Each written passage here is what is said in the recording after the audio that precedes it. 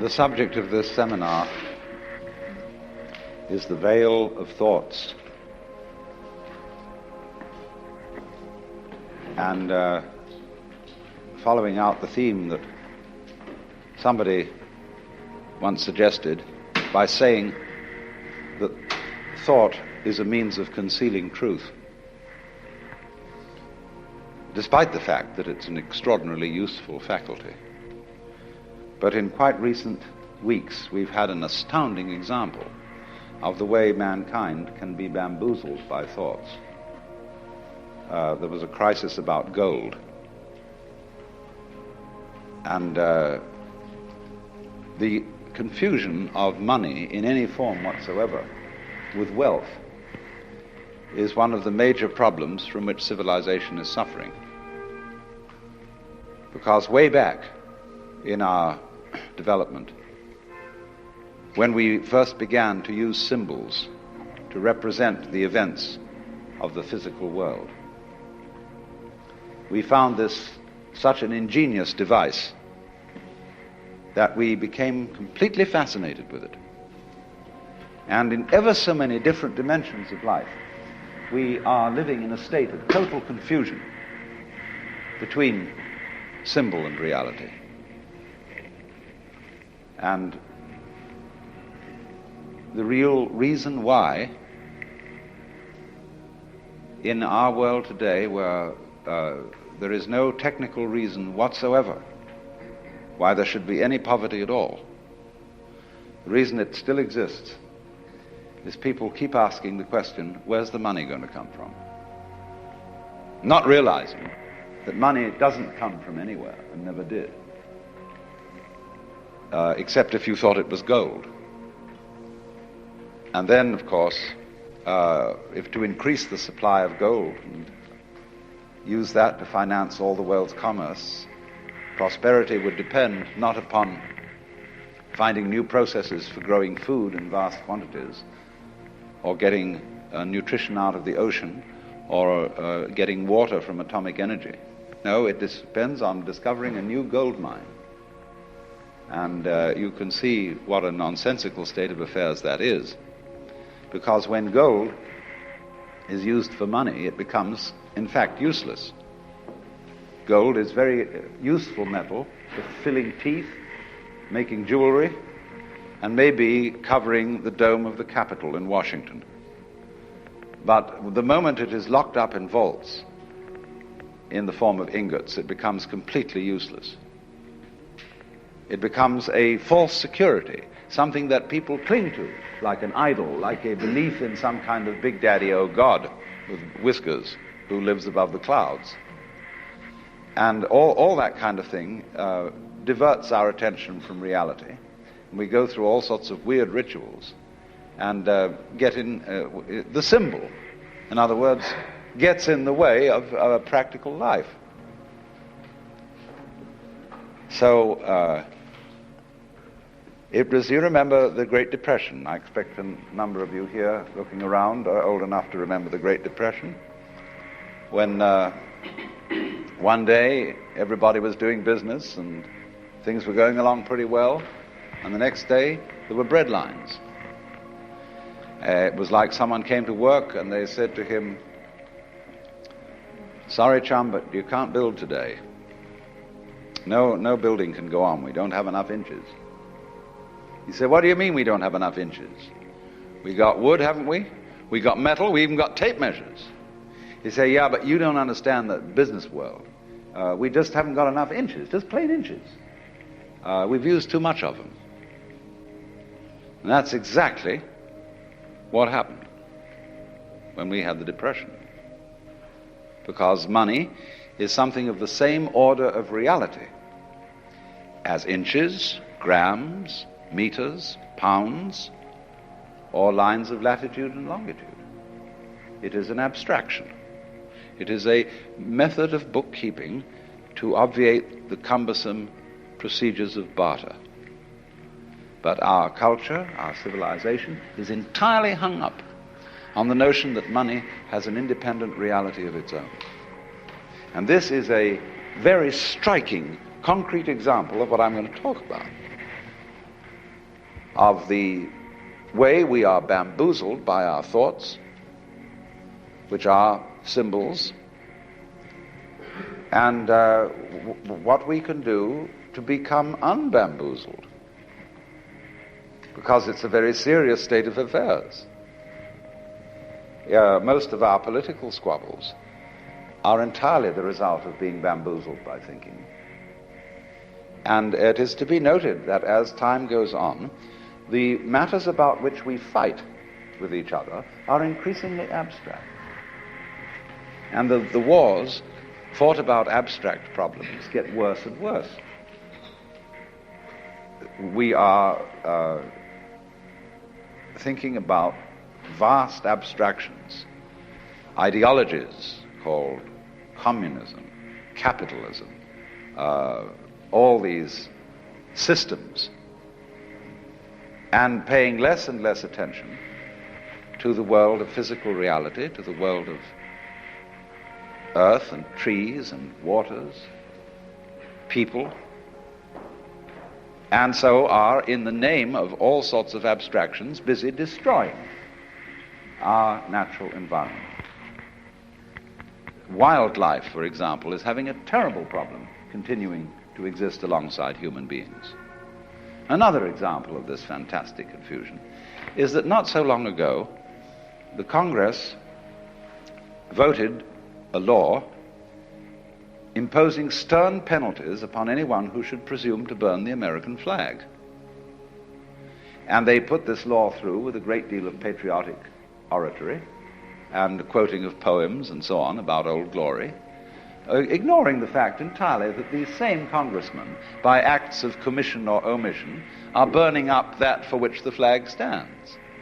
They are allowing the utter pollution of our waters, of our atmosphere, the devastation of our forests, and the increasing power of the bulldozer to bring about a ghastly fulfillment of the biblical prophecy that every valley shall be exalted, every mountain laid low, and the rough places plain.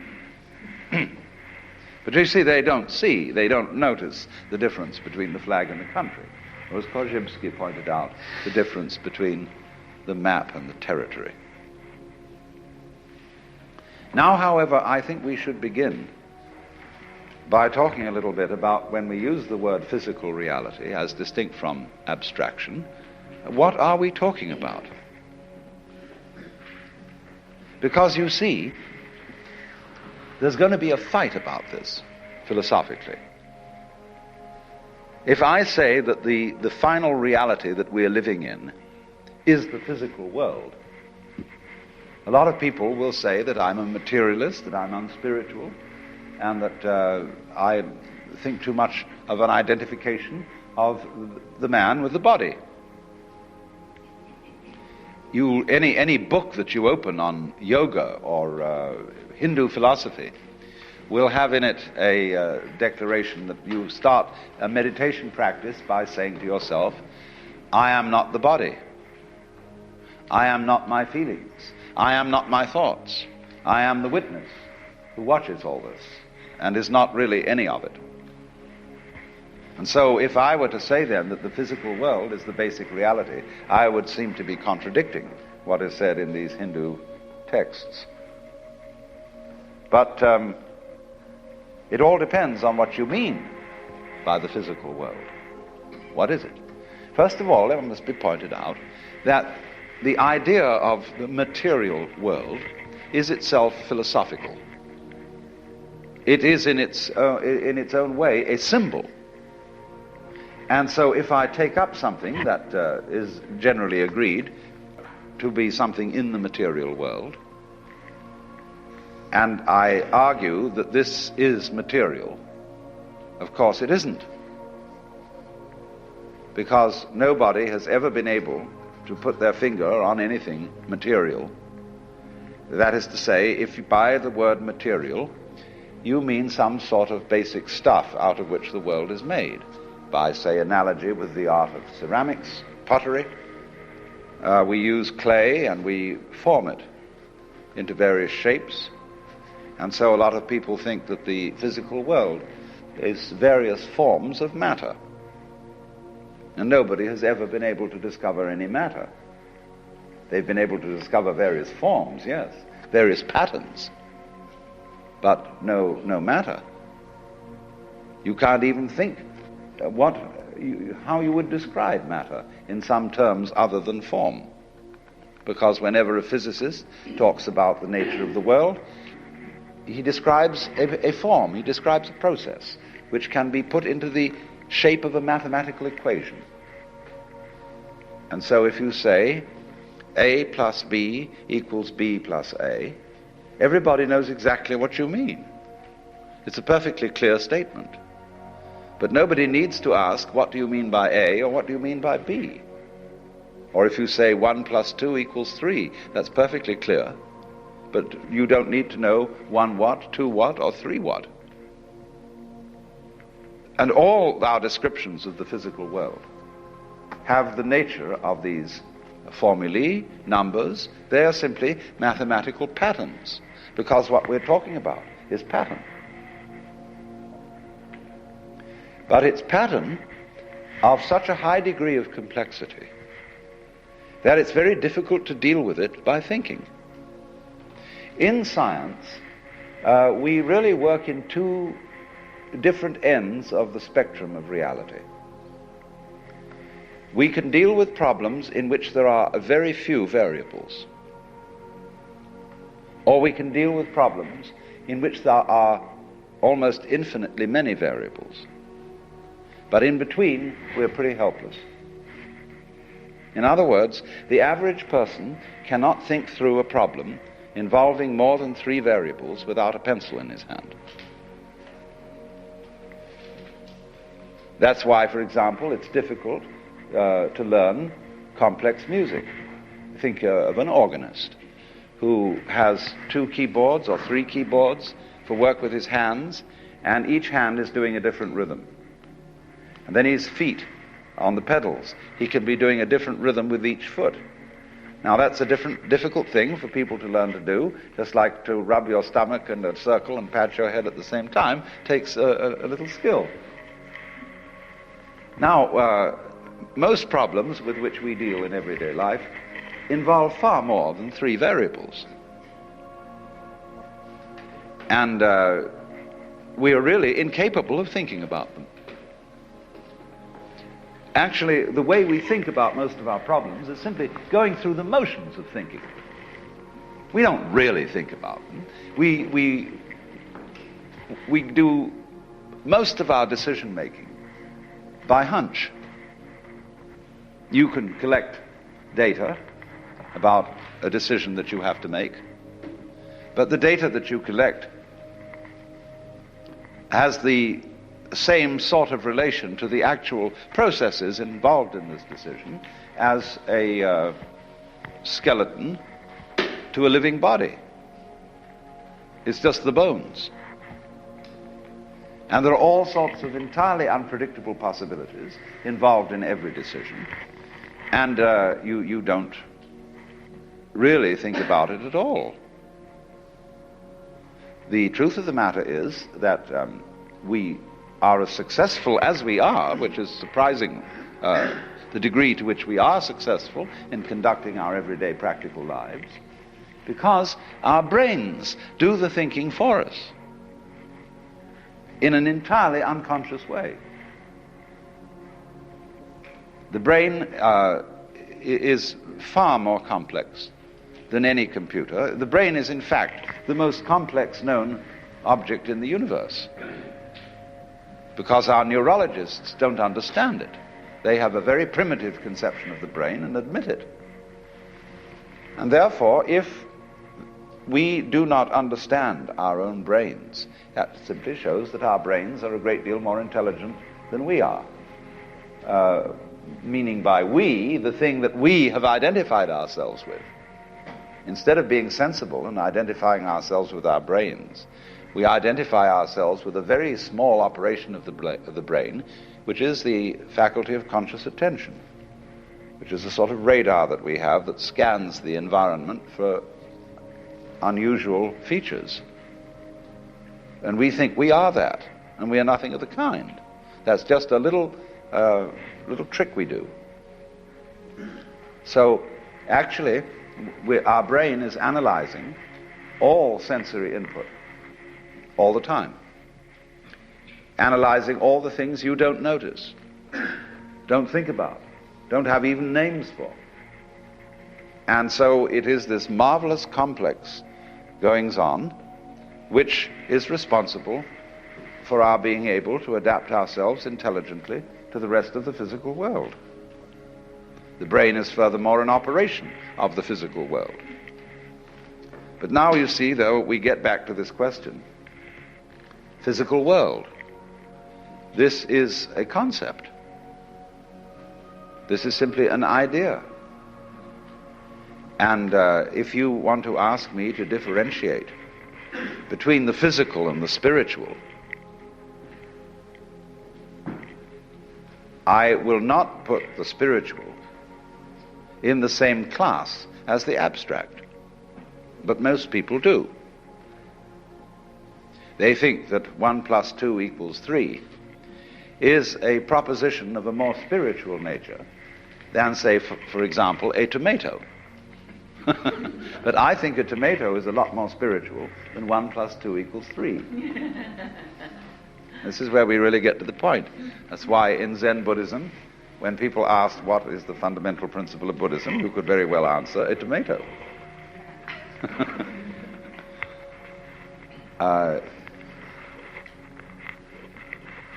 Because look how, when you examine the material world, how diaphanous it is.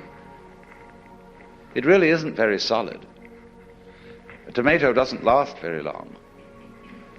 Nor, for that matter, do the things that we consider most exemplary of physical reality, such as mountains.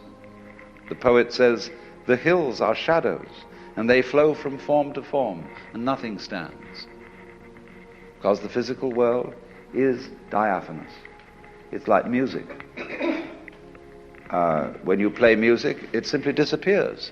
There's nothing left. And that, for that very reason, it is one of the highest and most spiritual of the arts, because it is the most transient.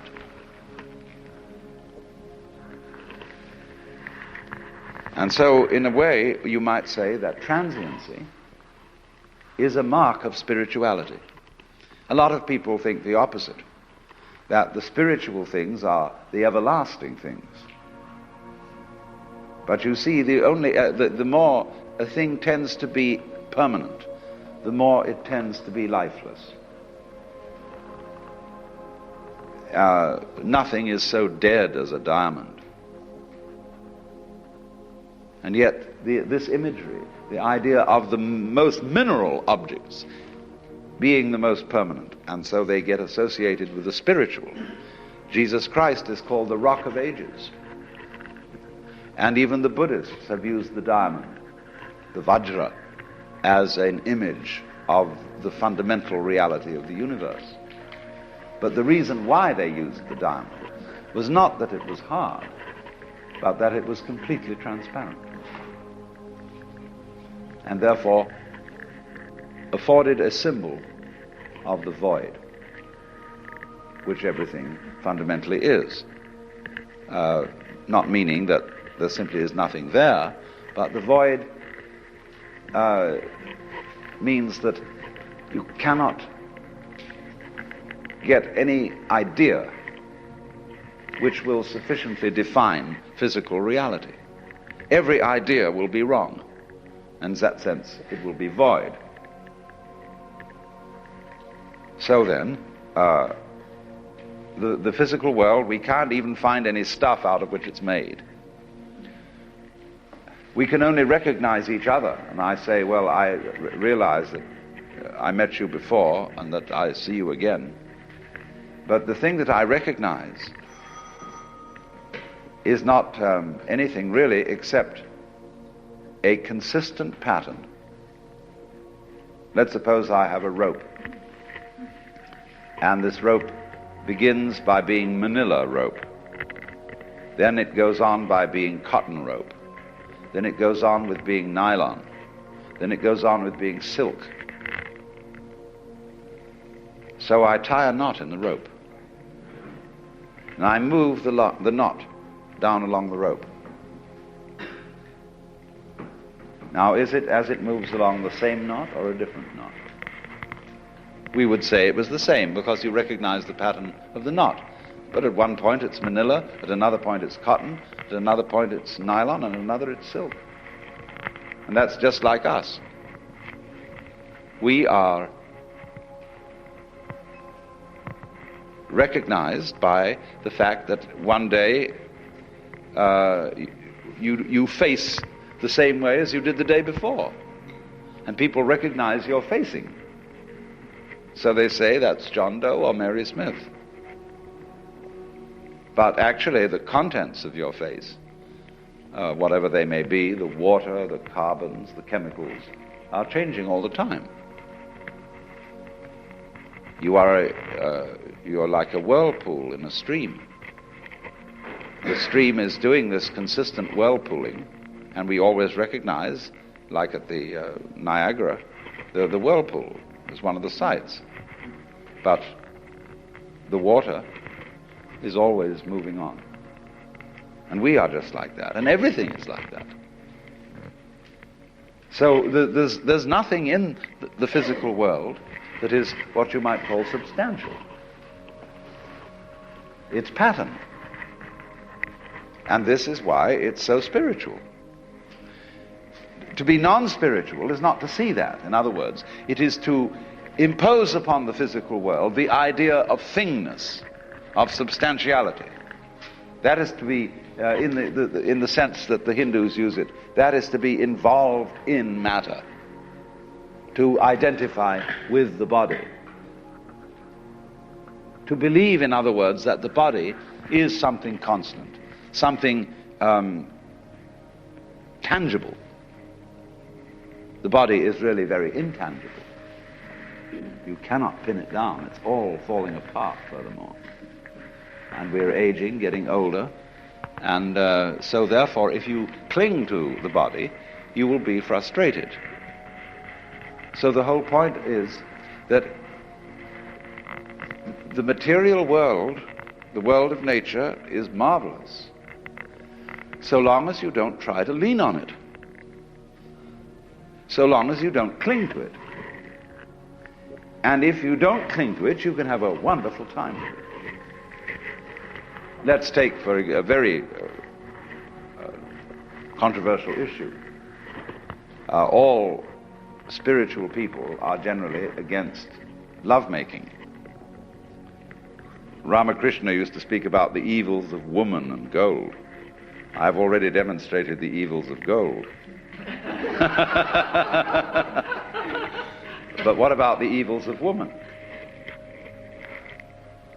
In my point of view, yes, women can be a source of evil if you attempt to possess them. I mean, if you can say of another person, I love you so much I want to own you, and really tie you down and call you,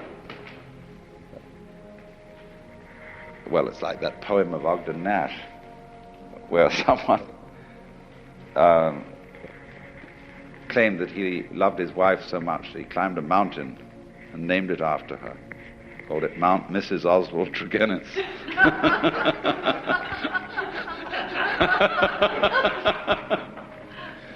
And so, in other words, if you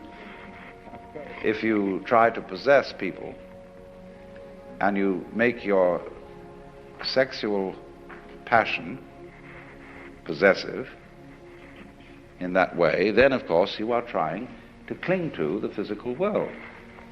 But you see, women are in a way much more interesting if you don't cling to them. If you let them be themselves and be free. And in my opinion, you can have a very spiritual sex life if you are not possessive. But if on the other hand you are possessive, then you're in trouble. So, but you know, the average Swami won't agree with that, because he confuses,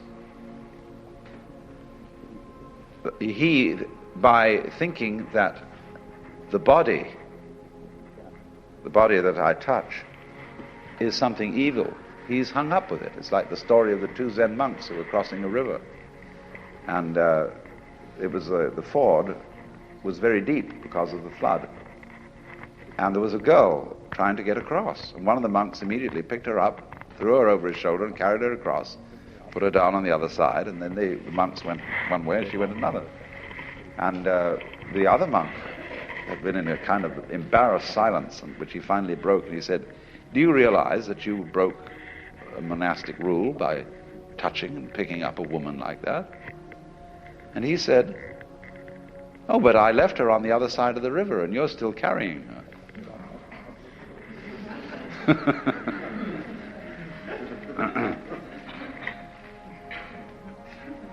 So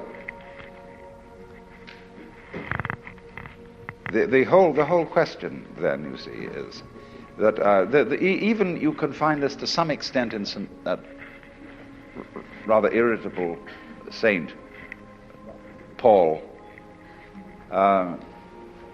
where he speaks of the opposition of the flesh and the spirit. Now, this word sarx in Greek, the flesh, as he uses it, is really, as Berdyaev points out, it's a spiritual category. For the Christian, you see, the Word is made flesh in Christ, and there will be the resurrection of the body in the final consummation of the universe. So you cannot really, as an Orthodox Christian, take a antagonistic attitude to the flesh. Why then does St. Paul take an antagonistic attitude to the flesh? Well, you can only save the situation and make the New Testament consistent with itself by saying that he meant by the flesh a certain kind of spiritual category.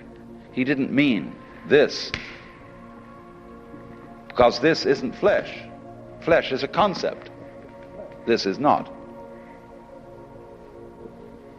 And so the flesh, or you might say, we talk about the sins of the flesh, they have entirely to do with certain hang-ups that we have about our bodies. And that again is what I would call leaning on the world, exploiting it. When you take, as a Buddhist, you take the third precept, Kamesu michachara veramani sikapadam samadhiyami. And it's usually translated, I undertake the precept to refrain from adultery. It doesn't say anything of the kind. Kama is passion. Kamesu michahara, therefore, is, I undertake the precept not to exploit the passions. So in other words, you may be bored, see? And you're feeling sort of empty and at a loose end, and you think, well, I don't know, let's go and commit adultery. It might liven things up, see? And that would be what they call in Zen, raising waves when no wind is blowing. It would be quite a different matter if, in a perfectly spontaneous and natural way, you fell in love with some woman. You wouldn't be going out of your way to get into trouble. It would be appropriate and natural at the time. Or in the same way, a lot of people, instead of saying, let's commit adultery, when they feel sort of bored, they say, let's go and eat something. And so they become fatter and fatter and fatter because they're filling the spiritual vacuum in their psyche with food, which doesn't do the job. It is not the function of food to fill spiritual vacuums. So in this way, one exploits the appetites or the passions. So likewise also the fifth precept, Sura Merya Majjapamadhatana, is the list of intoxicating substances. And it doesn't say that you are not going to take them. It says you're not going to be intoxicated by them. In other words, a Buddhist may drink but not get drunk. I don't know how that applies to psychedelics, but that's another story. So, one might say then that we are confused through and through about what we mean by the material world. And what I'm first of all doing is I'm just giving a number of illustrations which show how confused we are. And let me repeat this to get it clear, because it is rather complicated. In the first place, we confuse abstract symbols, that is to say numbers and words and formulae, with physical events, as we confuse money with consumable wealth.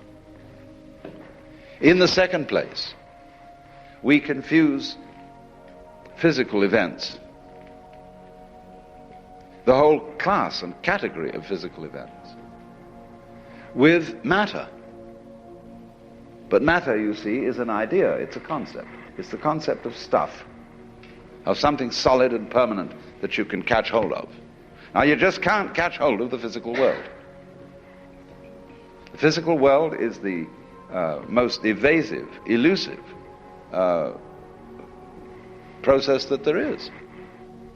It will not be pinned down, and therefore it fulfills all the requirements of spirit.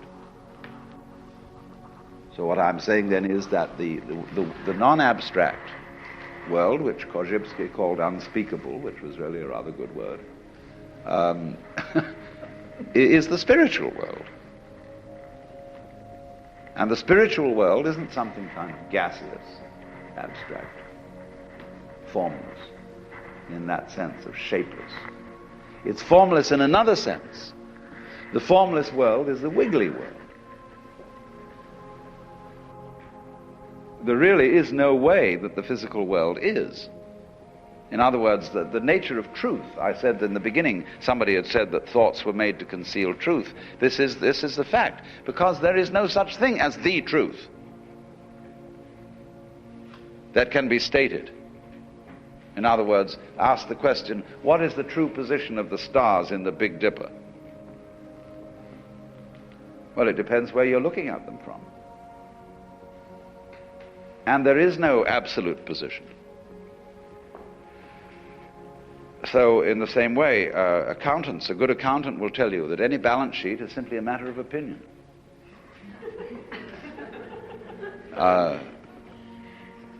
There's no such thing as the true state of affairs of a business. But we're all hooked on the idea that there is, you see, an external objective world which is a certain way. And that it really is that way. History, for example, is a matter of opinion. History is an art, not a science. It's something constructed, which is accepted as a more or less satisfactory explanation of events, which, as a matter of fact, don't have an explanation at all. Most of what happens in history is completely irrational. But people always have to feel that they've got to find a meaning. For example, you get sick, and you've lived a very good life, and you've been helpful to other people and done all sorts of nice things. Then you get cancer. And you say to the clergyman, why did this have to happen to me? And you're looking for an explanation, and there isn't one. It just happened that way. But people feel if they can't find an explanation, they feel very, very insecure. Why? Because they haven't been able to straighten things out. The world is not that way. So the truth, in other words, what is going on, is of course a lot of wiggles. But the way it is always in relation to the way you are. In other words, however hard I hit a skinless drum, it will make no noise. because noise is a relationship between a fist and a skin. So in exactly the same way, light is a relationship between electrical energy and eyeballs. It is you, in other words, who evoke the world, and you evoke the world in accordance with what kind of a you are, what kind of an organism. One organism evokes one world, another organism evokes another world. And so everything, reality is a kind of relationship. So once one gets rid of the idea of the truth as some way the world is in a fixed sense, say it is that way, see? Then you get to another idea of the truth altogether. The idea of the truth that cannot be stated, the truth that cannot be pinned down. And then that is the kind of truth that is God. When we speak of God as the reality that exceeds all thoughts, that surpasses all definitions, that is infinite, unbounded, eternal, immeasurable in terms of time. That's what we're talking about. We're not talking about a gaseous vertebrate or a huge, vast void without any wiggles in it. All gas. We put it another way altogether. The truth that cannot be pinned. Well, now in the first talk, I was explaining that the theme of this seminar was the problem of how thoughts protect us from truth and what to do about it. Showing various ways in which the symbolizing process, which we call thinking, the use of signs, words, symbols, numbers to represent what's going on in the external world or the world of nature, leads us into a curious confusion that we confuse the symbolic process with the actual world. And the temptation to do this arises from the extraordinary relative success that we have had in controlling the world of nature with the power of thought. But I don't know if it's ever struck you that we really don't know whether we have successfully controlled it or not.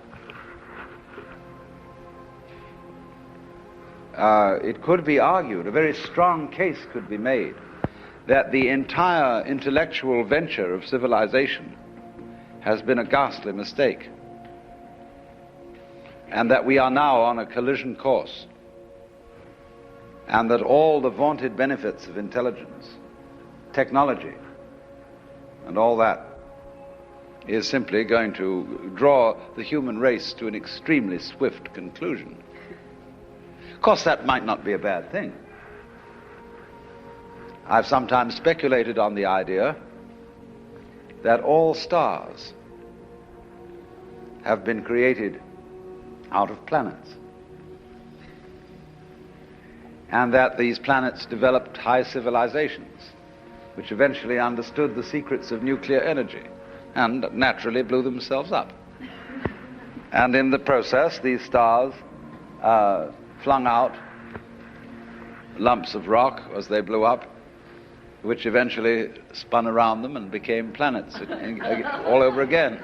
And that this is the actual method of genesis of the universe, which would accord, of course, with the Hindu cosmology, where it is, where time and the events in time are invariably looked upon as a process of progressive deterioration through the cycles of each kalpa, in which things get worse and worse as time goes on, until it can't stand itself anymore, and it blows up, and after a period of rest and recuperation, begins all over again. Why do we somehow have a distaste for a theory of time which runs in that direction? I mean, would you rather have a rhythm that goes meow, zoop, meow, zoop, or the one that goes see? I mean, which is it?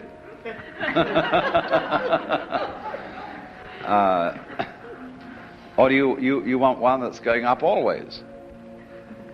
You see? Or always getting better.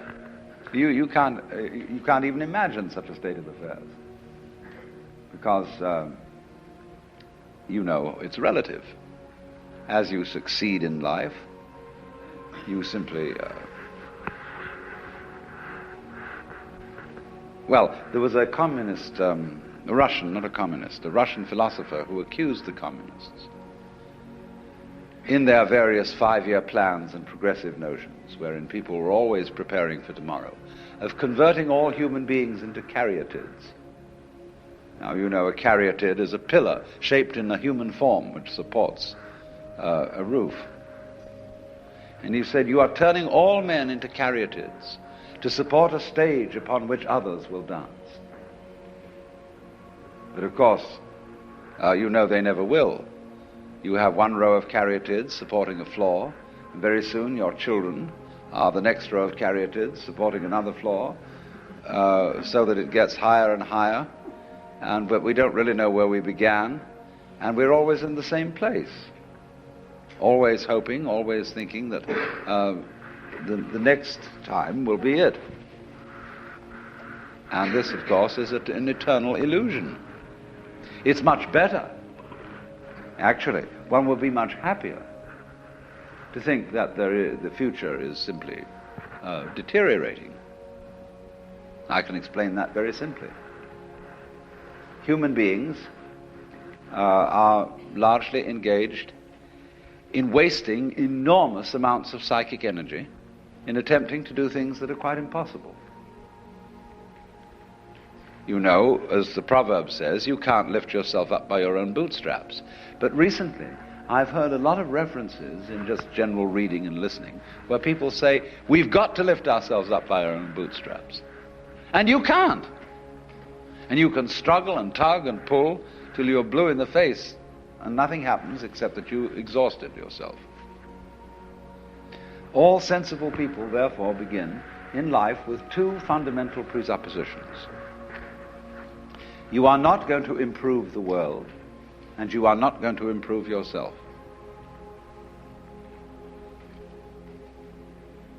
You are just what you are.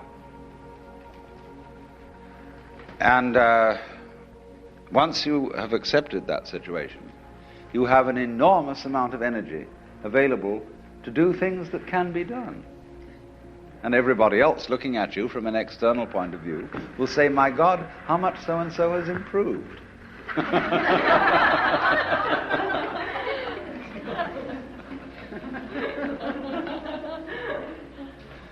But I know, hundreds of my friends are at work on enterprises to improve themselves by one religion or another, one therapy or another, this system, that system, and I'm desperately trying to free people from this.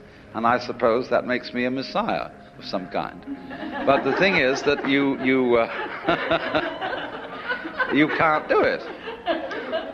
One very simple reason, which I think most of you are by now familiar with, is that the part of you which is supposed to improve you is exactly the same as that part of you which needs to be improved. In other words, there isn't any real distinction between bad me and good I, between the higher self, which is spiritual, and the lower self, which is animal. It's all of a piece. You are this organism, this integrated, fascinating energy pattern. And as Archimedes said, give me a fulcrum and I will move the earth, but there isn't one. It's like, betting on the future of the human race. If I were really smart, I would lay a bet that the human race will destroy itself, because in practical politics one realizes that nothing is going to work out right. No candidate I've ever voted for ever won the election. So, but the trouble is, there's nowhere to place the bet. And so, since I can't place the bet anywhere, I'm involved in the world and must perforce try to see that it doesn't blow itself to pieces. But the thing, I once had a terrible argument with Margaret Mead. She was holding forth one evening on the absolute horror of the atomic bomb, and how everybody should immediately spring into action and abolish it. But she was getting so furious about it that I said to her, "You know, you scare me, because I think you're the kind of person who will push the button in order to get rid of the other people who were going to push it first." And she told me that I had no love for my future generations, no responsibility for my children, that I was a phony Swami who believed in retreating from facts. But I maintained my position. Robert Oppenheimer, a little while before he died, said that it's perfectly obvious that the whole world is going to hell. The only possible chance that it might not is that we do not attempt to prevent it from doing so. Because you see, all the troubles going on in the world now are being supervised by people with very good intentions. Their attempts to keep things in order, to clean things up, to forbid this and prevent that possible horrendous damage. And the more we try, you see, to put everything to rights, the more we make fantastic messes. And it gets worse. And maybe that's the way it's got to be. Maybe I shouldn't say anything at all about the folly of trying to put things to right, but simply on the principle of Blake, let the fool persist in his folly so that he will become wise. Would this be an argument against conservation? This is an argument against all kinds of do-gooding. In other words, it's simply, what I'm saying is, don't take me too seriously. I'm pitching a case for the fact that the civilization has been a mistake. That it would be much better to leave everything alone. That the wild animals are wiser than we, in that they, putting it in our crude and not very exact language, they just follow their instincts. And if a moth mistakes a flame for the signal on which it gets a mating call and flies into the flame, so what? That just keeps the moth population down. And the moth doesn't worry. You know, it doesn't go buzzing around in a state of anxiety, wondering whether this sex call is the real thing or just a flame. It doesn't think consciously about the future. At least we suppose this is so. Maybe it does, but we suppose that it doesn't. And therefore it isn't troubled. And but the species of moths goes on and on and on. And so far as we know, it's been around for an incredibly long time, and maybe even longer than we have. Bees, ants, creatures of this kind, they have long since escaped from history, so far as we can see.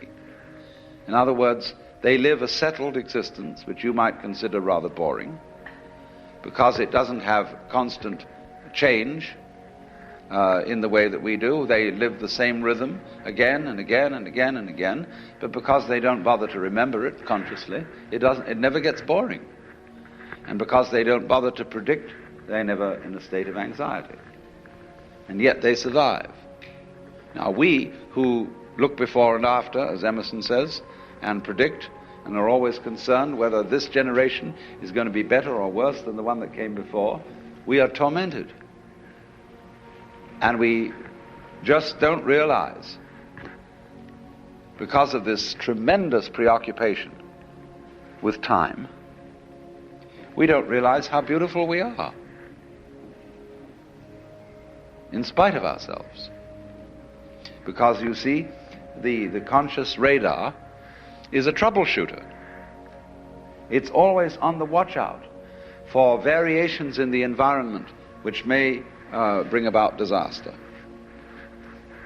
And so our consciousness is from one day's end to another entirely preoccupied with time and with planning and with what has been and with what will be.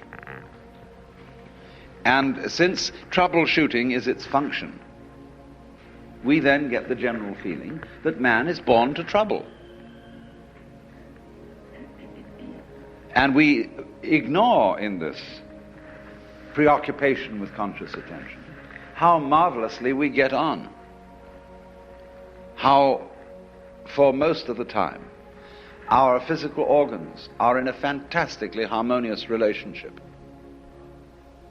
How our body relates by all sorts of unconscious responses to the physical environment. So that if you became aware of all the adjustment processes that are being managed spontaneously and subconsciously by your organism, you would find yourself in the middle of great music. And of course this occasionally happens.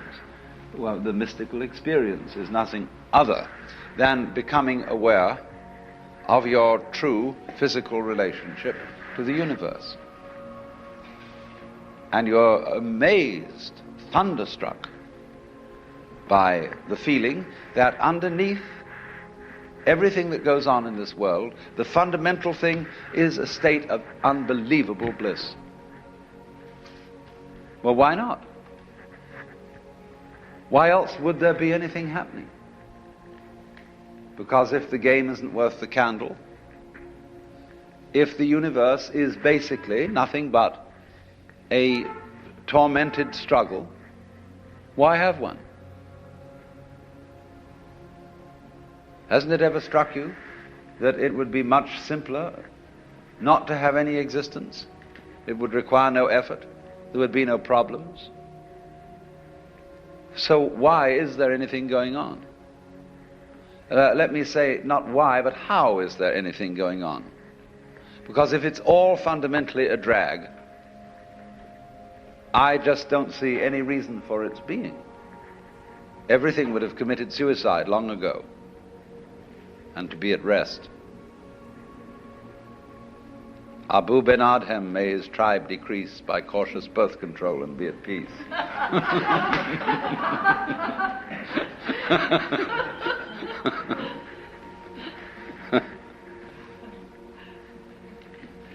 So, we might work on this possibility, then, that civilization is a mistake, and that we've taken completely the wrong track, and should have left things to nature, as it were. And of course this is the same problem that is brought up in the book of Genesis. Actually, the fall of man in Genesis is his venture into technology. Because in the Bible, the Hebrew words for the knowledge of good and evil are connected with techniques. What is technically expeditious and what is not. Words connected with actually metallurgy. And to be as God, you see, when you eat of the fruit of the tree of knowledge and you become as God, means you think you're going to control your own life. And God says, okay, baby, you wanted to be God, you try it. But the trouble with you is you've got a one-track mind. And therefore you can't be God. To be God, you have to have a infinitely many-tracked mind, which is, of course, what your brain has, you see. The brain is infinitely many-tracked, but consciousness is not. It's one-tracked. As we say, you can only think of one thing at a time. And you cannot take charge of the universe with that kind of a consciousness, because there's too much of it. as I explained before, too many variables. And our science can take care of a few variables, or of an enormous number of variables, as in quantum mechanics, by statistical methods. As we can use statistical methods to predict that most people will live to be 65 years old, at least, but we cannot say of any given individual whether he will live to 65 or not. That's what we wanted to know. But the problem is that the variables on each individual are too complicated. And we have not yet, you see, developed a science which can deal with, say, 50, 100, or 500 variable systems. It's too complicated to think about. The computers are going to help us. But as yet, we're either on the low number or the extremely high number. And these are outside the range of the problems with which we are really concerned. That's why, for example, a lot of people have taken to using the I Ching, the Book of Changes. Because if you're tossing a coin to make your decisions, and everybody does fundamentally make their decision by tossing coins, it's better to have a 64-sided coin than a 2-sided coin. The I Ching gives you 64 possibilities of approach to any given decision instead of just 2. Yes or no. It's based on yes or no, because it's based on the yang and the yin. But in the same way that computers, digital computers, use a number system which consists only of the figures 0 and 1, out of which you can construct any number. And this was invented by Leibniz, who got it from the Book of Changes.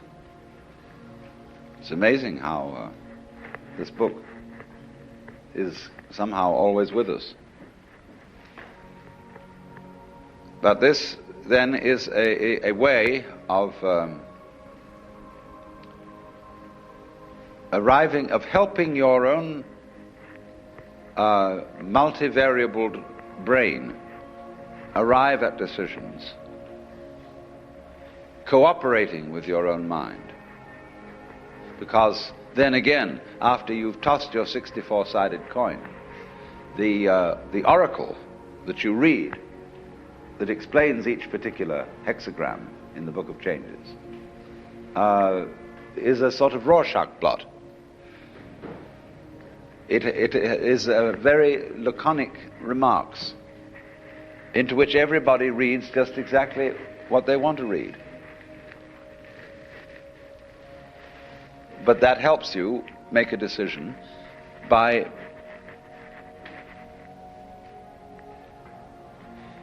the fact that you don't really have to accept responsibility for it.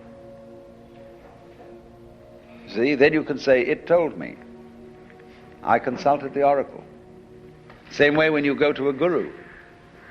You say, my guru is very wise and he has instructed me to do this, that and the other.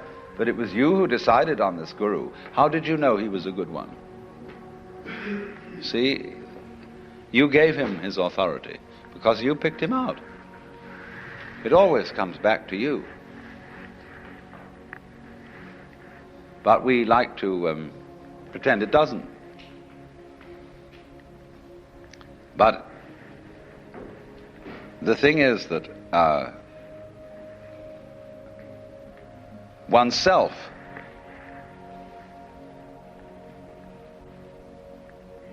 is certainly not the stream of consciousness. Oneself is everything that goes on underneath that,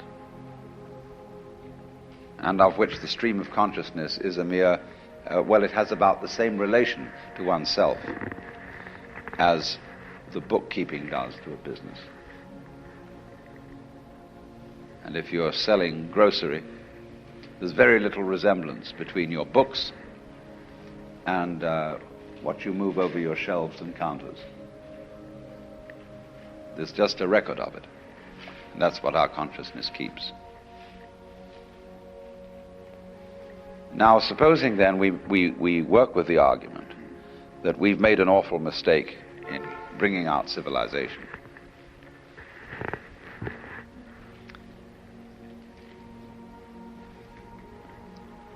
And we're not going to survive. Now, there are various things that can be said about this.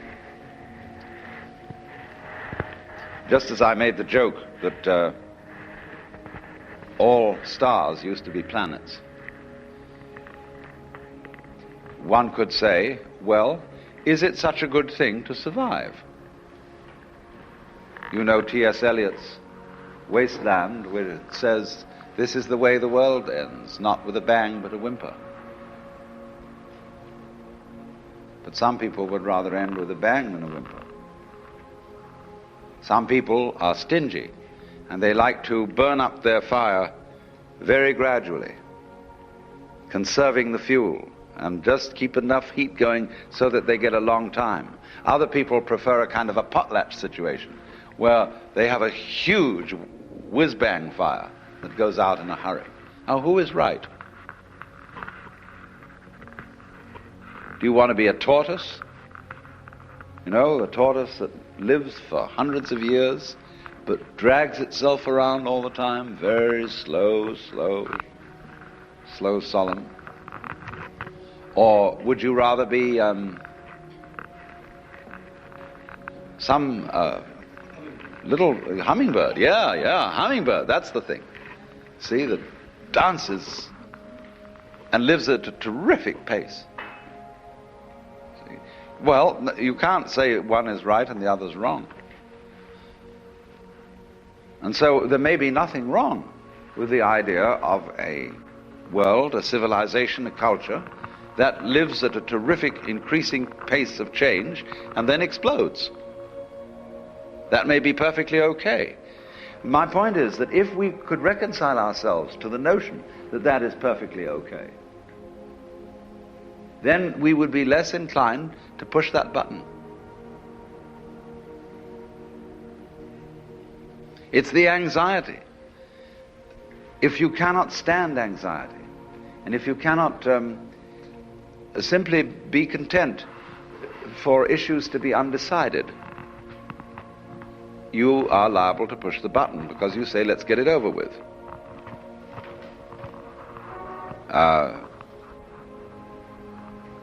People who have trouble with the law and are manipulating the courts in one way or another always learn to delay everything, put it off, introduce legal red tape, manage to, like Ralph Ginsburg, who's been in trouble because of the Eros magazine.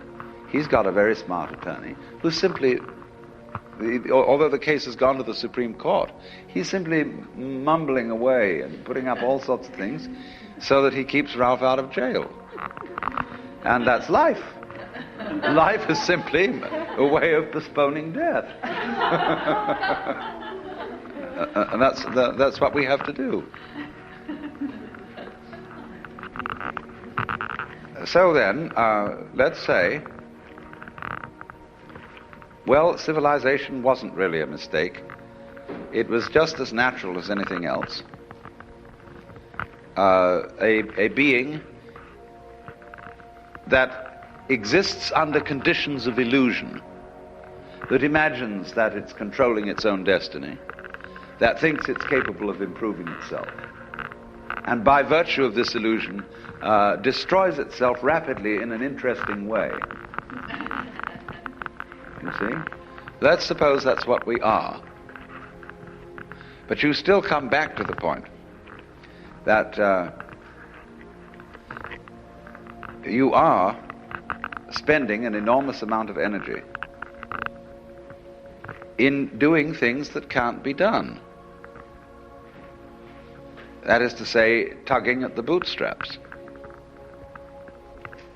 And if you find this frustrating, if you really don't like it, you don't have to do it. You can stop.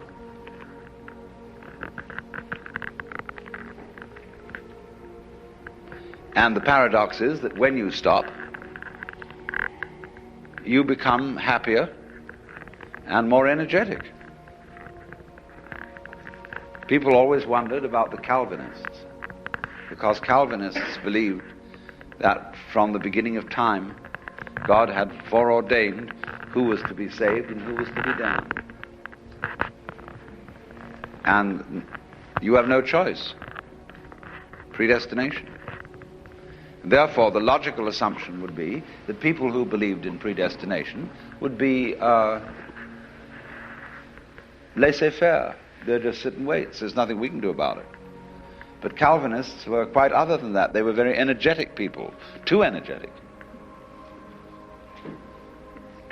Very, very vigorously moral. They gave us the Protestant ethic. But they believed in predestination. Because, you see, they simply had all the psychic energy which Catholics were dissipating upon wondering whether they were saved or not. See? And being in a state of fear and trembling about, have I made the right decision? Did I act rightly? And so on. So they didn't have as much energy as the Calvinists. So then in this day and age,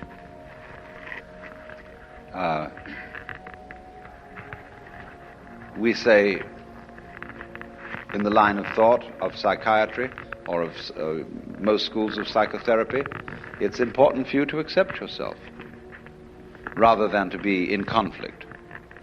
Get with yourself. But everybody says but, because nobody dares take that too far. There's always a little bit of reservation on the end of it. It's like, I've never heard a preacher to this day give a sermon on the passage in the Sermon on the Mount which begins, "Be not anxious for the morrow." They do occasionally refer to it and say, well, that's all very well for Jesus. But the actual putting into practice of this, nobody will agree with. They say it's not practical to not give a damn about how you're going to provide for the next day's meals and all that sort of thing. But it is practical.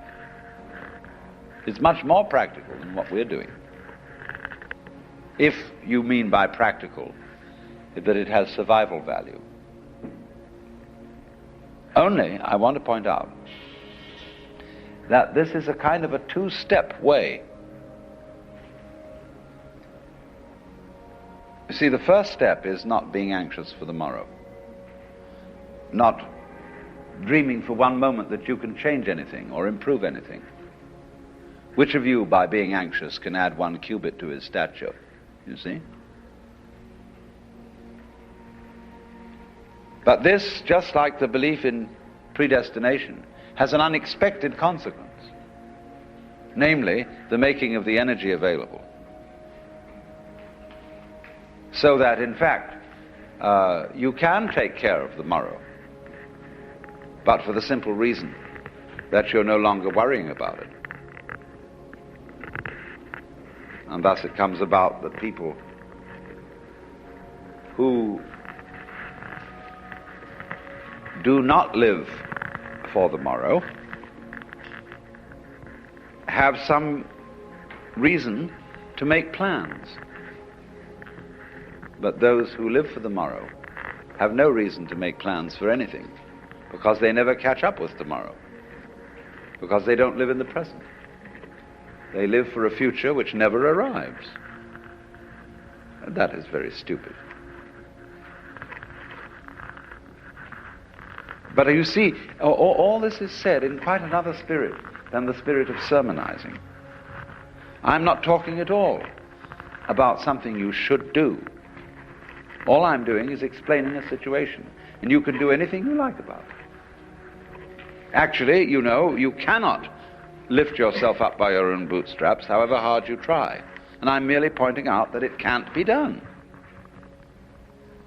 I'm not saying that you shouldn't try, because it may be your lifestyle to be constantly attempting to do things that can't be done. I do this in a way because all poets do it. The poet is always trying to describe what cannot be said. And he gets close, you know. He often really gives the illusion that he's made it. And that's a great thing, to be able to say what can't be said. I'm trying to say, to express the mystical experience. And it just can't be done. And therefore everything I'm saying to you is a very elaborate deception. I'm weaving all kinds of intricate nonsense patterns which sound as if they were about to make sense. And they don't really. But you see, we could take that to another level and say, well, that's just life. Once I was talking with Fritz Perls at the Esalen Institute, and he said, the trouble with you is you're all words.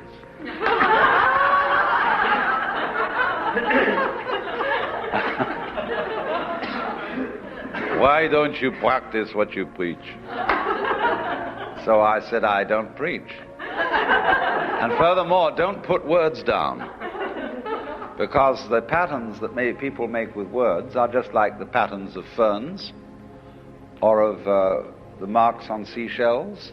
They are a dance, and they're just as much a legitimate form of life as flowers. He said, you're impossible.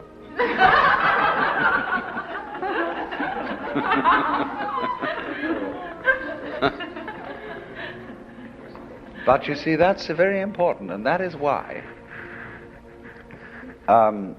in certain forms of methods of meditation and religious rituals, we use words in a way that is not ordinarily in accord with the use of words. Words are normally used to convey information. But in religious rituals, words are not used to convey information. Words are used musically for the sake of sound. And this is a method of liberating oneself from enthrallment with words. When you say any ordinary word, just take a word like body, see? And you say it once, and it seems to be quite sensible. But say it 4 or 5 times. Body, body, body, body, body, body. And you think, what a funny noise. Isn't that curious? Or apple dumpling. Apple dumpling, no? That's kind of a nice sound. Apple dumpling. And so in one of the great methods of meditation, which is called mantra yoga, the use of sound for liberating consciousness, is precisely that. You take all sorts of nonsense and chant it, and you concentrate on these sounds, quite apart from anything that they may mean. See, this is why the Catholic Church has made a ghastly mistake in having Mass celebrated in the vernacular. Now, everybody knows what it means, and it really wasn't so hot after all. And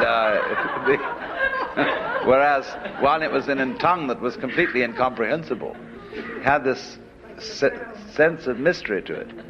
And furthermore, if you knew how to use it as a sadhana, a method of meditation, you could do very well. All monks were trained when they recited the divine office. They would explain to a novice, don't think about the meaning of the words.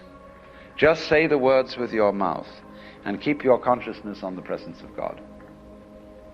They used it that way, see?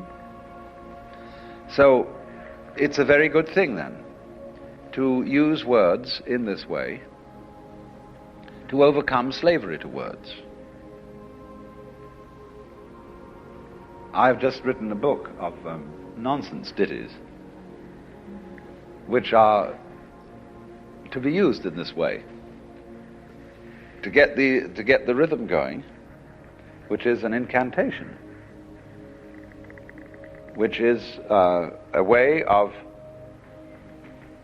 getting beyond the bondage of thought. Because you see, you cannot think without words. You can use numbers and a few things like that, but if you preoccupy your consciousness with meaningless words, that very simply stops you from thinking. And then you dig the sound. Do you know what it is to dig the sound of anything? Anybody who's had a psychedelic experience knows exactly what this means. That I can only call it, you go down into sound, and you listen to that vibration, and you go into it and into it and into it, and you suddenly realize that that vibration that you're listening to or singing is what there is. That's the energy of the cosmos. That's what's going on. And everything that's going on is a kind of a pulsation of energy, which in Buddhism is called suchness, or thatness, ta-ta-ta. You see, what's da-da-da, da-da-da, da-da-da, da-da-da, da-da-da, da-da-da, da-da-da, da-da. And that's what we're all doing. Only we look around and, here we all are, we're people, we've got faces on, and we talk, and we're supposed to be making sense. But actually, we are just going da-da-da, da-da-da, da-da-da, da-da, in very complicated ways, you see? And playing this life game. And the thing is that if we don't get with it, it passes us by. That's all right. You can miss the bus. It's your privilege. You see? But it really is a great deal to go with the dance and know that that's what you're doing, instead of agonizing about the whole thing. Well, now we've been discussing in 2 sessions the ways in which thought can conceal truth. And so now we have to come to the other aspect of the problem, which is how to get unbamboozled. And I often say that in a way this is the wrong question, because it reminds me of the famous tale about the American tourist in England who wanted to find a way to obscure a little village called Upper Tuddenham. And he asked a local yokel the way, and the man scratched his head and said, "Well, sir, I do know the why, but if I were you, I wouldn't start from here." And the problem, therefore, of what to do is in a way the wrong question. Because, as I pointed out yesterday, you have to begin with the assumption that you can't do anything. You can't change yourself. Because the whole idea involves a sort of schizophrenic situation where there's I is going to change me. And this is where the genius of Krishnamurti comes out, where he won't give anyone a method. And actually, he gets you into the meditation process by pretending not to. He's a real tricky character. Very, very great guru, except that nobody really knows what to do with him. Because whenever you suggest that there might be something that you could do to bring your mind to tranquility, or your heart to the knowledge of the ultimate reality, he says simply, "Well, why do you want to? Find out why you want to." But then he gives you a koan. And in a way, this gets you meditating naturally, instead of it being a kind of artificial process. You get so bugged by this questioning that you are involved in the koan process right away. And he's very insistent about this. But my own view is very generous. I think that all ways of meditation can be followed. And because even if some of them are folly, to quote Blake again, the fool who persists in his folly will become wise. All is required that you keep at it.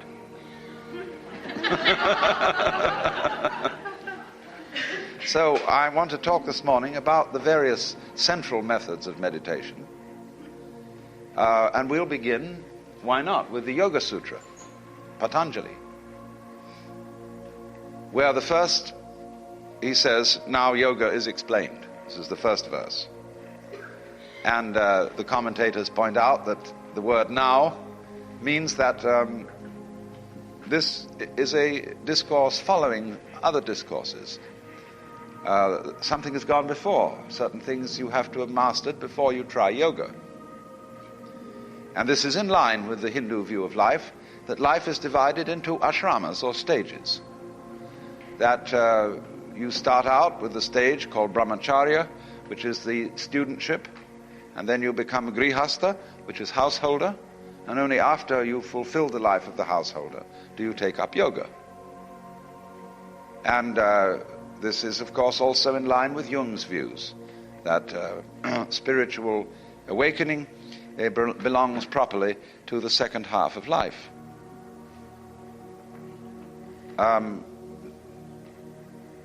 But you mustn't take that literally. The stages of life can be lived simultaneously, and they don't necessarily follow each other in chronological order. And today, the predominance of interest in yoga in the West is among young people. And these are the people who are now the new sannyasins, the wandering monks, the dropouts. After all, a sannyasin is a dropout. Only a high-class dropout. And but he has, in India, of course, fulfilled his social debts. He has raised a family, established his work, and put his oldest son in charge of the business. But we are in an entirely different situation, because many of our oldest sons despise the business that we as adults were involved in, because they see through the hollowness of a way of life that has so hopelessly confused symbol with reality. So I guess in our circumstances, yoga is important for everyone. Now the next verse of the Yoga Sutra says, Yogas Chitta Vritti Nirodha. And this is a complicated thing to translate. It says yoga is the cessation of turnings of the mind. Vritti means to turn, to be turbulent. When you talk about a chakravartin as a great ruler, a great king, means one who turns the wheel. Vartin is the same as vritti. And a vartin is one who turns, a vritti is a turning, a wave, like a wave rolls over and splashes. Chitta means approximately consciousness. It refers to the basic awareness that we have, whether it is strictly conscious or subconscious. Chitta means something like, let's suppose we make the mind analogous to a mirror, a reflecting mirror. The mirror itself would correspond to what is meant in Sanskrit by chitta. You see, we're not aware of the color of the lens of our eye. And so we just name that color transparent. If it had a color, we wouldn't know it. And so we don't. But you can't really altogether ignore the background of vision, because it's very important, even though you never see it. It's basic to all that you see, just as the diaphragm in the speaker of the radio is basic to all that you hear on the radio. But so in the same way, there is something basic to all our sensations, and that is chitta. So now there are two schools of thought. One who say that yoga, that chitta vritti nirodha, the cessation of the turnings in the chitta, is the elimination of all sense experience and all thought and all feeling whatsoever from consciousness. And when one speaks then of the goal of yoga as being samadhi, and particularly what is called asampragnata samadhi, which means samadhi without a seed in it, or nirvikalpa samadhi. Nirvikalpa is a moot word. Some people think that that means this total elimination of all contents from consciousness. It's like when you get into a sensory deprivation chamber and you learn to relax the muscles of your tongue and the muscles of your eyes, and you really go blank. But I think that is a false interpretation. It's a very interesting experience to go through, and I recommend it if you want to make a little adventure. I was just in a sensory deprivation chamber a day or two ago. It was fascinating. But, it's real quiet. It's just nice as nice can be, and I recommend that everyone install one in the New York apartment. But nirvikalpa means strictly without concept. Vikalpa means a concept, having an idea, and that's a symbolic thing. It doesn't mean having no sensation. And they make a great point of this in the instruction about practicing meditation in Zen. They say quite definitely, don't shut your eyes, don't close your ears, but simply eliminate thought. If you cut out your sensation input entirely and have a blank mind, then you're no better than a log. In that case, logs and rocks would be Buddhas. The point then is, in other words, they have various poetic phrases in Zen to indicate the nature of samadhi. One is the moon in the water. You see, there's a verse which says, all waters contain the moon. Not a mountain, but the clouds encircle it. So all waters contain the moon means that whenever the moon rises, instantly it is in all waters. They didn't know, of course, in those days anything about the speed of light. But they felt that the moon comes into the water when the moon is in the sky in exactly the same way as when the hands are clapped, the sound issues without a moment's hesitation. And so another verse says, the geese do not intend to cast their reflection. The water has no mind to receive their image. It's there like that. And so the ideal of samadhi is for you to have a mind like that. What they call a mind of no hesitation.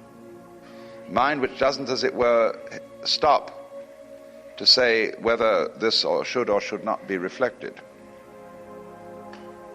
And so they would go on to explain the basic nature of your mind is like that from the beginning. That's what it is to have a mind. That's what the Zen master Bankei would call the unborn mind, or the Buddha mind in every one of us, that we all have as a natural gift. And so he says, when you hear a crow go, caw, you know immediately it's a crow. I am a crow for the moment. And so in the same way, when Bankei was once giving a talk, there was a Nichiren priest, and you know those Nichirens are kind of Buddhist Jehovah's Witnesses. And this priest was heckling him in the back. And he said, I don't understand anything you're saying. And Bankei said, come closer, and I'll explain it to you. And this man began to weave his way through the crowd. Bhante said, come closer still. Still closer. Come right here. And he came right up. Bhante said, you see, you understand me perfectly.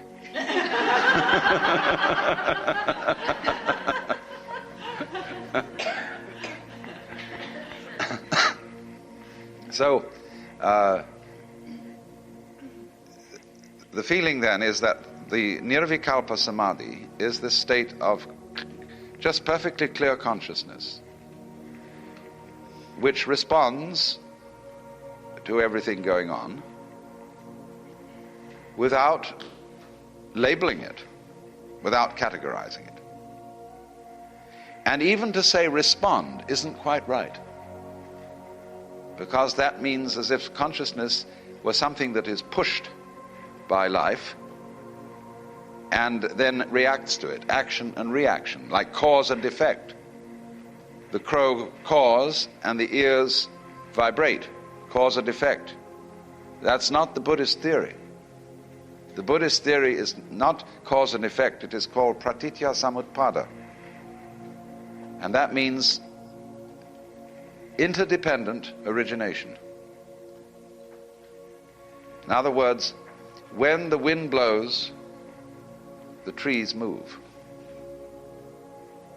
This is not two events, but one. Wind blowing and trees waving are all the same process. And so the verse says, the tree displays the bodily power of the wind. It manifests it. Because nobody would know there was any wind blowing unless the trees were waving. Nobody would know there was any light shining unless there was something reflecting it. They really go together, you see. So the tree displays the bodily power of the wind. The water exhibits the spiritual nature of the moon. Because you see, when the water flows and ripples, it breaks the moon into thousands of pieces. So that is the spiritual power. The one becomes many.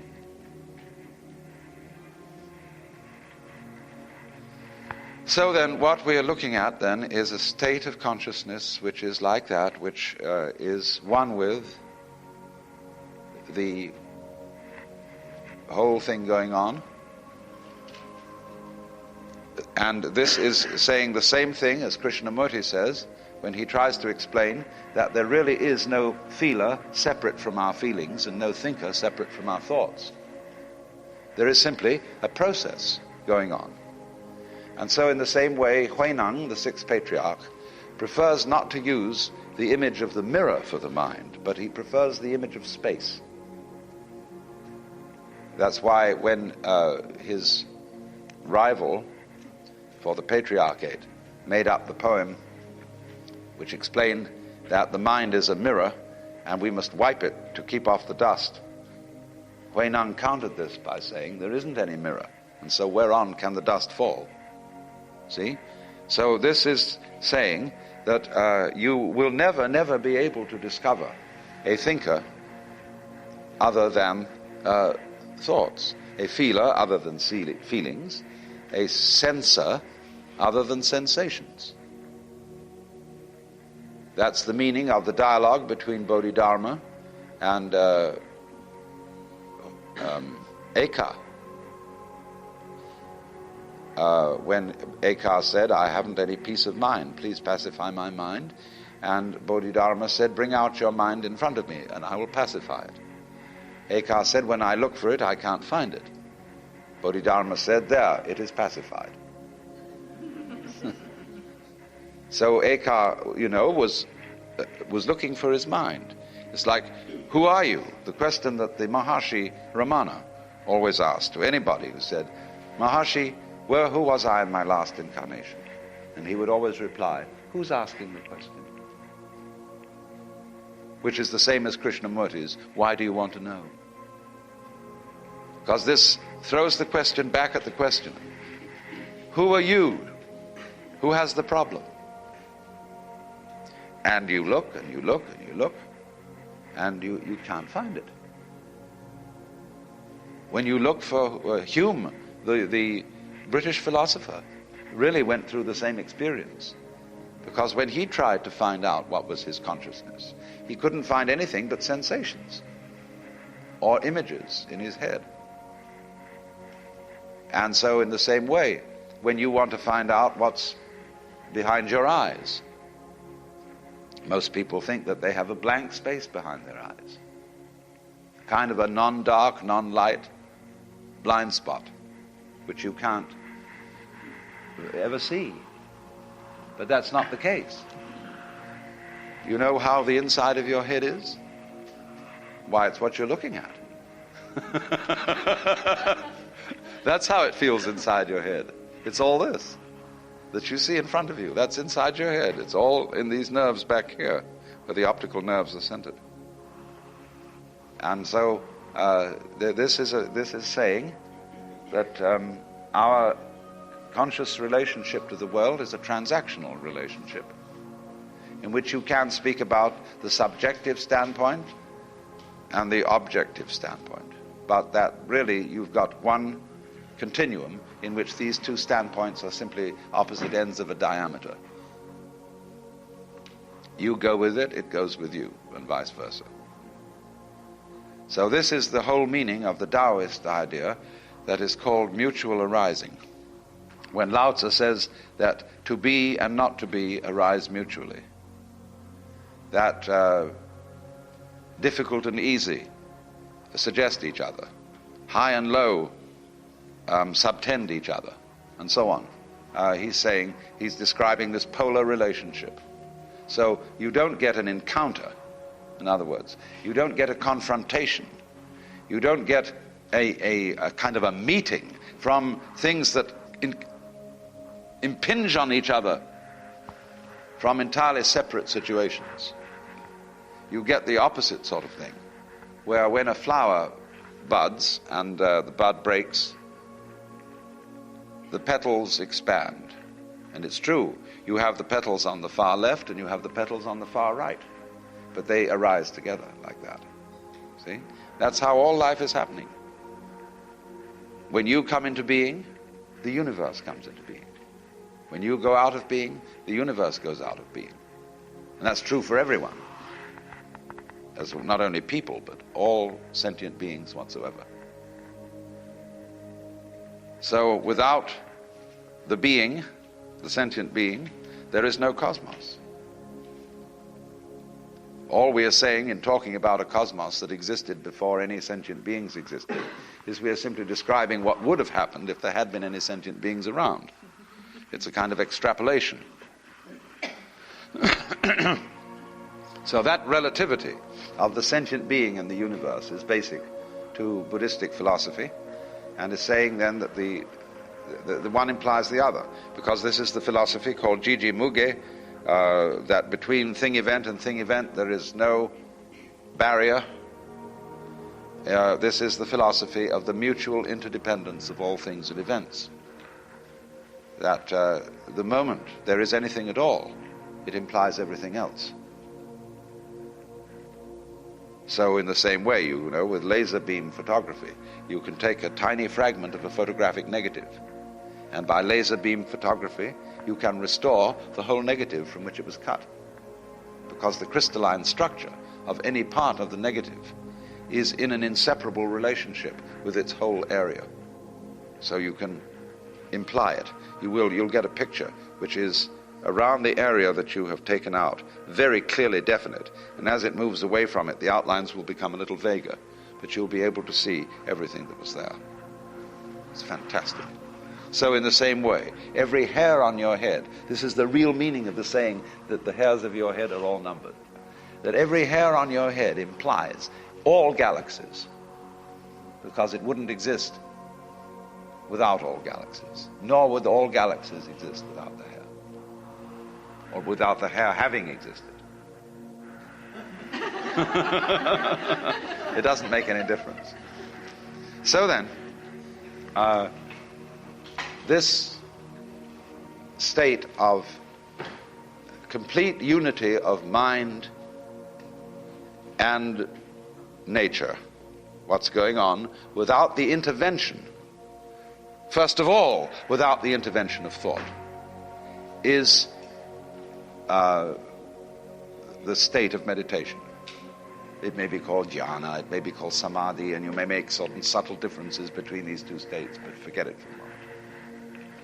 Now, the way of arriving at this is, of course, there is no way, because that's the way your mind is working anyway, but you have to find that out. You have to find out that you don't need to accept yourself by trying to accept yourself. It doesn't mean anything to accept yourself, because who accepts what? But you don't know that at first. You think there is a who has to accept what. And you can only do this by trying to do the impossible. This is the method of reductio ad absurdum. So then, in the beginning of meditation, there are alternative methods you can use. You can use the questioning method. Who am I? And who is it that wants to know? Who is asking? Who it is that is asking? That's the method of interiorization.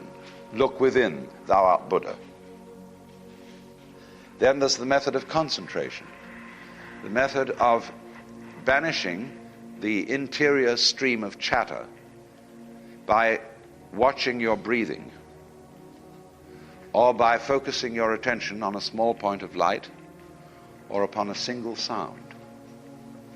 If you have a tape recorder, all you have to do is you make a loop tape with one sound on it, and you turn your tape recorder on, and that practices meditation for you. And you just listen to that sound. Or, easier still, you hum a sound, like Om. And you take a long, easy, deep breath, and you hum Om, Om, Om, Om. And just keep it going. And that's a great method. It's one of the best ways if you are an auditory kind of character. Then you can also do it by looking into a crystal ball, or by using a mandala. You see, the way a mandala is constructed with circles, you eventually get the feeling from looking at a mandala that you're dropping into it. And you're going into that circle. Always in, and that brings you all together in one place, and you go in, to the heart of it. Now, the radii, or whatever they may contain, simply have the function of being, as it were, slides, which bring you into the center. And you go into that, and you get the same effect visually as you do when you listen into a sound. You go into the sound. You get down to the basic, which everything is. And then when you get that basic, you stay there, see? And you dig that. And eventually, you see that that's what there is, and always was, and always will be. In fact, there isn't any time in meditation. Time completely disappears. You discover there is only the present. And that brings up another form of meditation that you can practice, and that is a good one for practicing while being active. You see, sitting isn't the only way of meditation. There are actually 4 types of meditation. Sitting meditation, called zazen, walking meditation, standing meditation, and lying down meditation.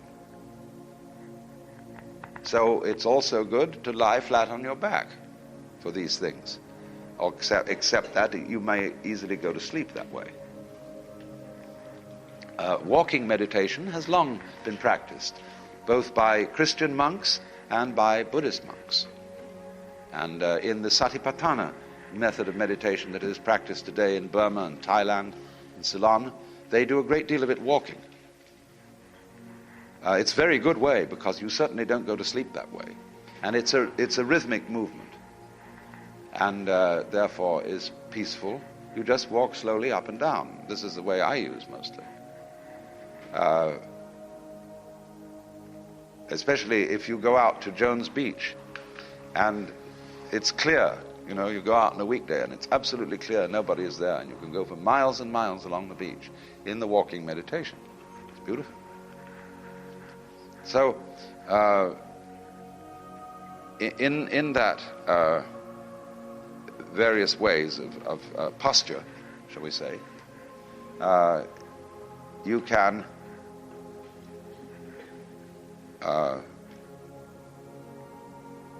concentrate on sight, on sound. Nobody has done much with touch, but people have done meditation on bodily motion, as in dancing or mudra. That is another thing. Mantra is sound, mudra is gesture. And in Houston Smith and Elder Hartley's film of Tibetan monks, you will see them doing the mudra method of meditation, constantly moving their hands. This is the same kind of a thing. Or another method is the letting everything alone, where you allow all your psychic processes and sensuous processes free rein to do anything they want to do. And you will find, for example, that let's supposing that at this very moment you are all hearing the sound of my voice.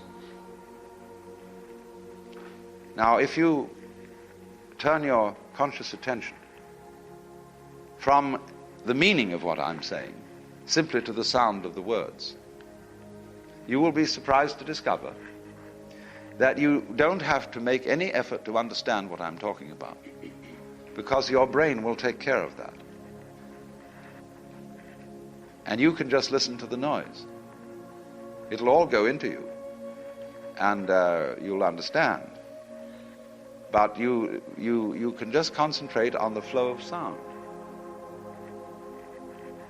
American Indians often do that when they're encountering a stranger, because they can tell more about him from the tone of his voice than what he says. He may be lying.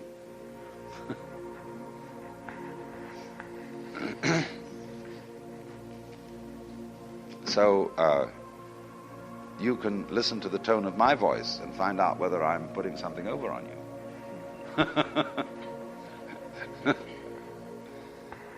It's the tone that is important, you see, fundamentally. It's the music that finally counts in life. As I was explaining yesterday, one may regard the universe as a musical phenomenon, that it is a huge system of extremely complex vibrations which is playing. And that's what it's all about. Just you don't ask, what does Mozart mean? You just listen to Mozart. It's great. So you don't ask what the universe means. Well, now, in a way, this meditation method of just letting your mind alone and let it go where it wants to go has the same disadvantage as lying down on the floor. You may go to sleep. But don't worry about that too much, especially if you do it early in the morning. And on waking, immediately is the easiest time. You're just in that moment between sleeping and waking. You will find you are in a very fascinatingly clear state of mind. That's the ideal hour of the day for having an experience of cosmic consciousness. And you can move right into it at that point. Don't get up immediately. Just lay flat out. You may want to do something or other to refresh yourself a little, like taking a drink of water or something. But right at that moment, you find you can have extraordinary clarity. And then you see, as you go on, it begins to become clear to you that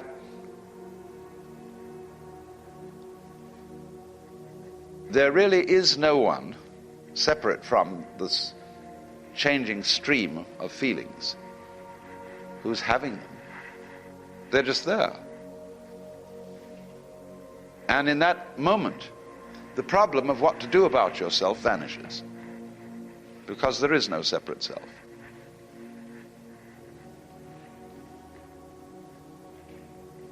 Thereafter, the most fascinating thing that follows from this is that you can keep up meditation while thinking. This is why a Zen master can also be a scholar and an intellectual, because the way he does his thinking is exactly the same way as he sweeps the floor or meditates. There is no illusion of a thinker doing the thinking. There is just the thinking process. And therefore he doesn't get misled and bamboozled by his thoughts. So you see, it's very important to emphasize this, because the process of meditation is not anti-intellectual. In fact, it is, I would say, a basic requisite for leading the intellectual life. Because the person who lives the intellectual life is, of all people, the most liable to be bamboozled with words. And that's the besetting danger of all academicians. That's why they get so stuffy and dowdy, and they suffer from intellectual porcupinism. They're always prickly and querulous, and so on. So the reason is they're starved. They don't have anything to think about except thoughts.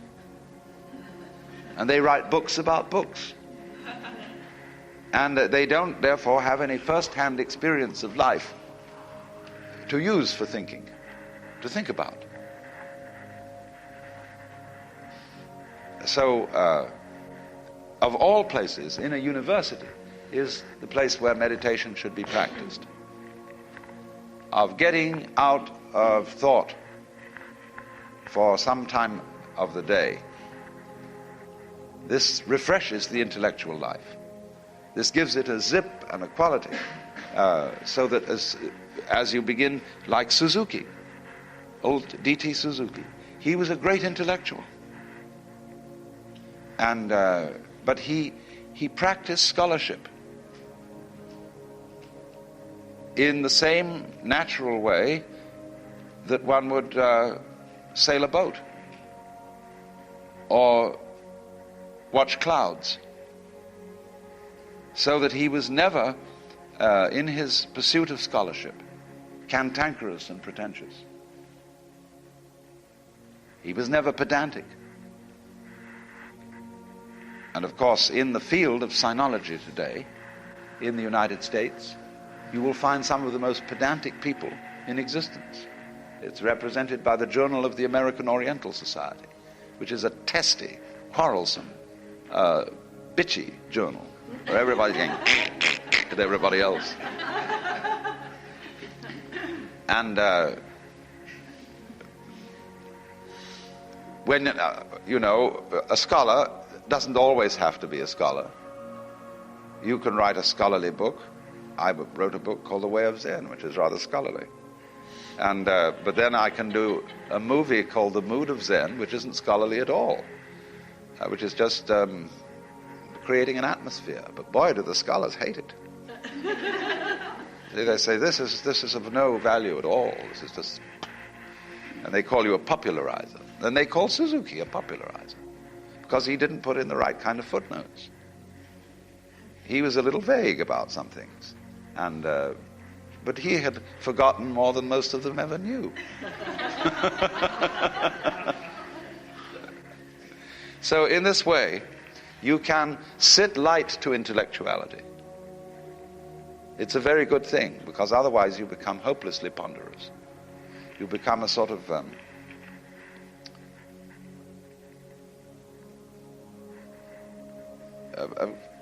mechanical tick-tock being that is full of it's like you put fish in your mouth and the whole thing were very small bones with no meat on them at all. And that's the sort of feeling you finally get from being over-intellectual. So really, I do want to make this plain, because so many people think that the domains of the intellect and the domain of intuition are mutually exclusive. They're not. It's only, people keep saying, I understand what you say intellectually, but I don't really feel it. And therefore seem to think that an intellectual understanding may even be an obstacle. And a lot of teachers sometimes give that point of view. They say, the more you think about it, the further you are from it. But I don't think that's true. At least it's oversimplifying the matter. If you've got an intellect, you must use it. It's a divine gift. It's a talent. And nobody can make the sacrifice of the intellect unless they've got one to sacrifice. A lot of fanatics think they've made the sacrifice of the intellect and say, I've given up my private opinions and I'm purely obedient to Holy Scripture or whatever, authority. And that's a lot of, if I may say so, bullshit. Either they haven't thought it through, or else they are concealing from themselves that their obedience to Scripture is at root their own personal opinion. So there isn't this antagonism. It's if you've got an intellect at all, it's very important that you think things through as far as they can be thought through. But you see, your intellect will eventually tell you its own limitations. It will, in other words, say, I have a certain function as intellect, just like the dial on the telephone has a certain function. And if you spell out questions about the existence of God on the dial of the telephone, you will be told to go to hell. That's not its function. And so you can easily see, as I've tried to explain to you, that the thought process has limitations, that there are things it will not do. It is the symbolizing of the world, but it is not the real world, except insofar as thoughts are themselves vibrations. That's how I was discussing yesterday, that you can say words and listen to the words simply as sounds. Then you're getting in closer contact with the real world, with the vibration that's at the basis of everything.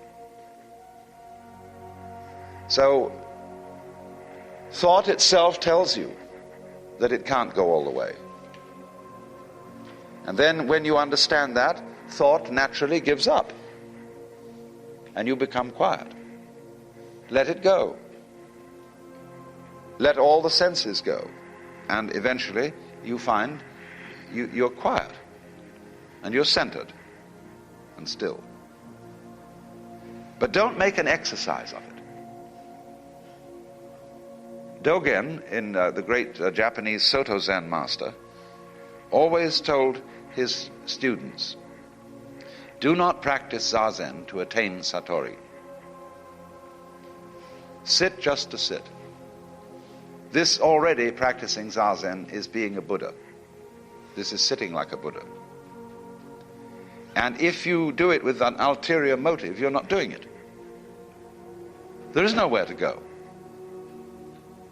So likewise, if you practice centering on the present, you can't do it with an objective because you're off it. And so in action, and you try to do what Gurdjieff calls self-remembering, and you've always got your mind on the present, and you're fully aware of what you're doing all the time, see? Then eventually you will discover that there is nothing else you can do. Because if you think about the past, that's happening now. Think about the future, that's happening now. There is nothing else but now. So then, when you discover that, meditation becomes automatic. You're always in it. Only you have to be stupid and exercise a little folly in order to find it out. That is to try to be there. See, that's putting legs on a snake, or a beard on a eunuch, or we would say gilding the lily. And but somehow, to wake up, that has to happen. So it's a most marvelous discovery, you see, when you've been working to try and center, to be present, to be alert and awake, and be just here, and you work at it, and one day you go, doing. There is nowhere else to be. And then you get a very strange sensation. It seems that the now and you are all the same, and that it's like a stream which is moving along and carrying you, but not going anywhere. It moves and doesn't move. It's like looking at a blot, like a Rorschach blot, and seeing the blot running, but into the place where it is. Everything is moving into where it is. And this is the state called eternal now. This is the meaning of eternity. Eternity isn't static. So, this is the meaning of the Zen poem which says, I walk over the bridge, and it's the bridge flow, not the water. I'm walking on foot and yet riding on the back of an ox. I'm empty-handed and yet a spade is in my hand. So we'll have an intermission.